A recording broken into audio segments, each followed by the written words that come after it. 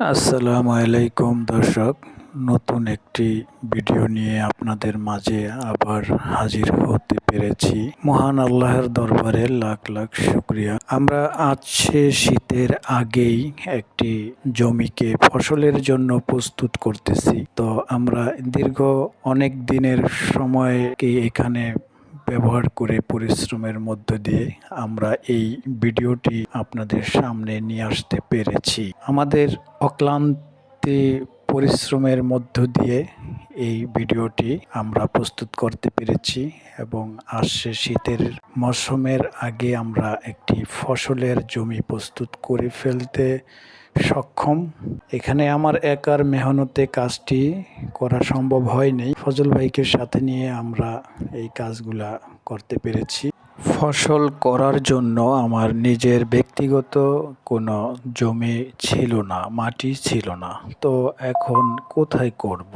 বন্ধু আমার সিরাজ ভাই, তিনি আমাকে তার একটি মাটির জমি দিয়ে বলল, বন্ধু আপনি এখানে জমিটা করেন, তো আপনার যা মন চায় করেন। তো বন্ধুরা, আমি যেই জন্য কথাগুলো বললাম বা যেই জন্য আমি ভিডিওটা আপনাদের মাঝে শেয়ার করলাম, এটা হলো গিয়া যে আপনারা নিজেদের যদি আপনাদের কোনো একটু জায়গা থাকে, মাটি থাকে, তাহলে আপনারা নিজেরা একটু উদ্যোগ নিয়ে আপনারা নিজেরা খাওয়ার জন্য কিছু কিছু সবজি তরিতরকারির চারা করেন। কারণ এতে আপনারা একটা সুস্বাস্থ্যকর ভালো খাবার খেতে পারবেন, আর আপনাদের মন ভালো থাকবে। আরও অনেক কিছু যা আমি বললাম না, আপনারা প্র্যাকটিক্যালি তা পেয়ে যাবেন। তো বন্ধুরা, আপনারা এখানে এইভাবে মাটি প্রস্তুত করবেন যেভাবে আমি করলাম। তো এই ভরপুর রোদের মধ্যে আমি বিভিন্ন এই কেমিক্যাল দিতেছি।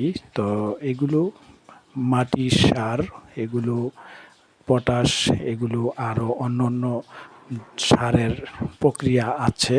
তো বন্ধুরা, রোদের মধ্যে দেওয়া যায়, সমস্যা না, কিন্তু কোনো চারার গাছের গোড়ে আপনারা এইভাবে দিবেন না রোদের মধ্যে।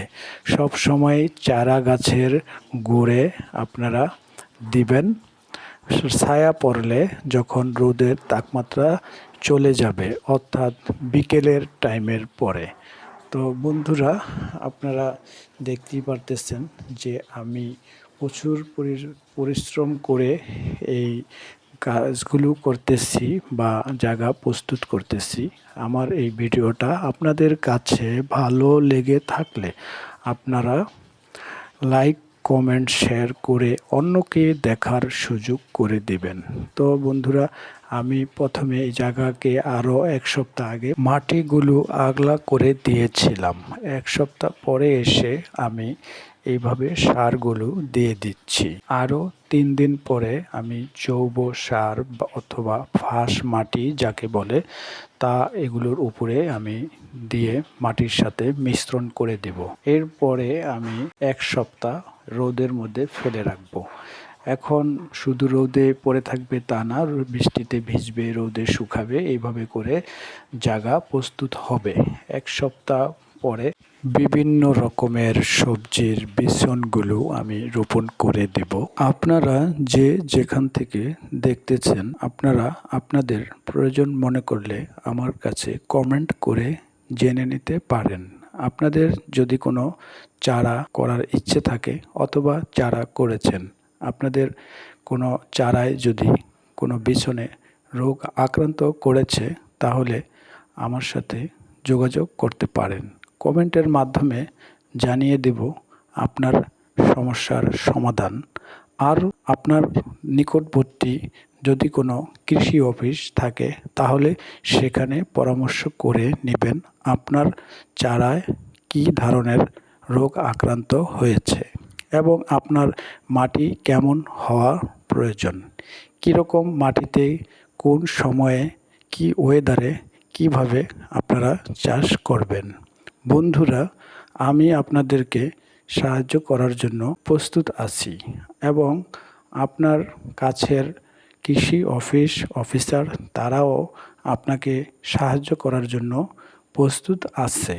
তাহলে আর দেরি নয়, আপনিও নিজে একটি সুস্বাস্থ্যর চিন্তা করে সবজির চাষ করে নিজে খাওয়ার জন্য করবেন।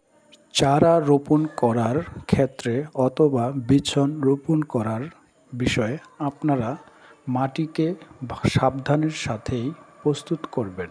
কোনো রকমই পুরাতন ভিজা মাটি পড়েছিল এরকম মাটিতে করবেন না। মাটিকে রোদে শুকাতে দিবেন। মাটিকে বিভিন্ন প্রক্রিয়ায় বিভিন্ন সারের সাথে মিশ্রণ করে নেবেন ভালোভাবে। আরও মাটিকে মাটি দিয়ে মিশ্রণ করে নেবেন, রোদে ভালোভাবে শুকাতে দিবেন। তারপরে এই মাটির মধ্যে আপনারা একটি ভালো সুস্থকর সবজির চারা আশা করতে পারেন। আপনার ডোবা জায়গায় চারা রোপণ করবেন না অথবা বীজ দেবেন না, কারণ সেখানে পানি জমে গেলে ওই চারাটি রোগ আক্রান্ত হয়ে মারা যেতে পারে। দীর্ঘ বহুদিন যাবৎ আমি এমনি করেই চাষ করে আসছি। আমার মাশাআল্লাহ ভালো ফলন এবং চারা সুস্থ পেয়েছি। আপনারাও এইভাবেই চাষ করবেন।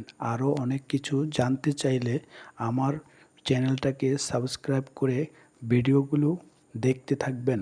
বন্ধুরা, আমার এখন সার দেওয়ার প্রক্রিয়া শেষ হলো। এখন আমি বীজ নিয়ে কিছু কাজ করব। সেই কাজগুলো এইভাবে করবেন যে বীজগুলোকে সব একসাথে আমি এখন মিশ্রণ করে তারপর রোদে শুকাতে দিব। এমনি করে আমি 20 মিনিট অথবা 30 মিনিট সময় 3 দিন শুকাবো। বন্ধুরা, একটি বিষয় খেয়াল রাখবেন, রৌদ্র থেকে যখন বীজগুলোকে আপনারা সরিয়ে ফেলবেন, কোনো পলিথিনে অথবা কোনো পাত্রে আবদ্ধ করে গরম অবস্থায় রাখবেন না, কারণ এতে বীজের ক্ষতি হতে পারে। আপনার বীজগুলোকে ঠান্ডা করে তারপরে যে কোনো পাত্রে রাখতে পারেন। 3 দিন পরে এই বীজগুলোকে আমি পানিতে ভিজিয়ে রাখবো, কোনো একটা পাত্রে পানিতে ভিজিয়ে রাখবো। তো সেই বীজগুলোকে সারা রাত্র ভিজতে দিব। সারা রাত পরে আমার এই বীজগুলোকে ভোর সকালে পানি থেকে তুলে ফেলবো। তোলার পরে বীজগুলোকে একটি নরম কাপড়ে আবদ্ধ করে ছায়ায় রেখে দেব। বিকেল টাইমে ওই প্রস্তুত করা মাটিতে রোপণ করে দেব। বন্ধুরা, এমনি করেই আমি বহুদিন যাবৎ চাষ করে আছি। আপনারাও এমনি চাষ করার চেষ্টা করবেন। বন্ধুরা, মনে রাখবেন, আপনার চেষ্টায় আপনার একটি সুন্দর ভালো সুস্থকর একটি চারা যদি হয়ে যায়, তাহলে একবার ভেবে দেখুন তো আপনার এই চারাটা আপনাকে কি পরিমাণ ফসল দিতে পারে। আপনার একটি সুস্থ চারা যদি আপনি করতে পারেন, আপনাকে বিপুল পরিমাণ সবজি দিতে পারে। শুধু আপনার আপনি একটু চেষ্টা করেন। আপনার বাড়ির আঙিনায়, আপনার ঘরের পাশে একটি সুন্দর ভালো একটি সবজি পাইলেন, তাহলে নিজেও করেন, অন্যকেও উৎসাহ দেন। বন্ধুরা, আবার আপনাদের সাথে নতুন অন্য কোনো ভিডিওতে দেখা হবে। আমার ভিডিওর সাথে থাকার জন্য আপনাদেরকে অসংখ্য ধন্যবাদ। আসসালামু আলাইকুম।